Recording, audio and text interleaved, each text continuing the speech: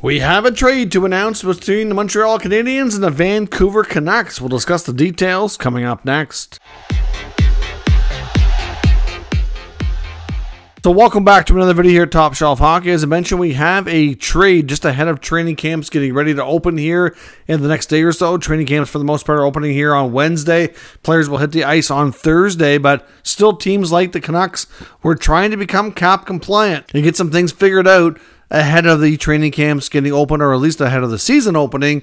And with Tanner Pearson being involved in this trade, certainly makes sense here. So Tanner Pearson is involved in the deal from the Vancouver Canucks, along with a 2025 third-round pick going to the Montreal Canadiens in exchange for goaltender Casey DeSmith. So this solves a couple of problems, one for each team.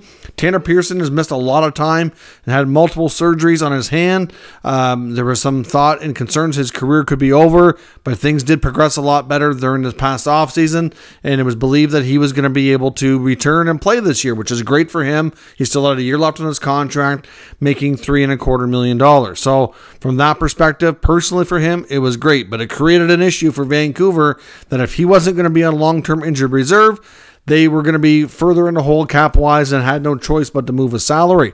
There's been some rumblings in the past day or two that the name that they might be looking to move, and there's probably additional things they're discussing here. I wouldn't be shocked if we see another trade of the Canucks in the near future, but Pearson's name has been out there as well because of everything that went down in the surgeries. I know there was some disgruntlement at times between he and the team regarding how his medical situation was handled, and some thought it might be best if he get a fresh start somewhere else. So obviously Pearson's salary goes to Montreal with a draft pick.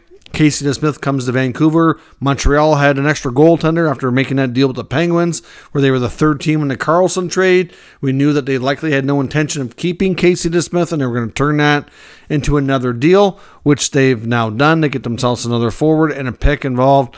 Here, there's no salary retained on either side, so the Vancouver Canucks become cap compliant because of it. They save $1.4 million. DeSmith makes $1.8 million. Pearson's making $3.25 million.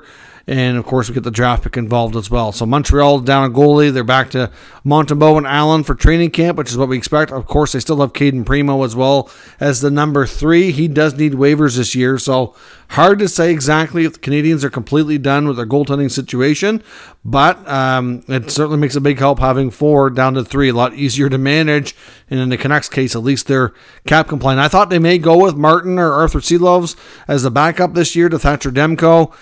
Clearly, they saw an opportunity to become, compliant, shed some money, and I guess get a more experienced backup in there. So DeSmith will be there for the year, and we'll see if for some reason the Canucks do falter and aren't having a great season. Maybe they move DeSmith a little bit later on. Hard to say, but that is the trade between Vancouver and Montreal. Solves an issue from both sides. It does still kind of create a little bit of a more of a logjam in Montreal. We know they were working hard in the offseason to try to shed some of the forwards because they have too many guys. Obviously lost a little bit in the free agency. They moved Hoffman finally. But now they do have enough. They don't want to block out all of their young kids that deserve roster spots, and they want to see develop this year. So I'm not sure if Montreal is going to be making other moves. I know a guy like Armia comes to mind. Has been somebody on the block. So we'll see what happens here in the next few days as training camps open, and we'll get a better feel for what they might do. But obviously going to from a cap perspective, both teams are happy right now, and Montreal will certainly need to address their forward logjam as we get further into things. So let me know your thoughts on this trade down in the comments. We'll discuss further. If you're new to the channel, make sure you subscribe and stick around. We'll keep you up to date with the latest news, rumors, and analysis on all 32 NHL teams. Thanks for watching. I'll catch you next time.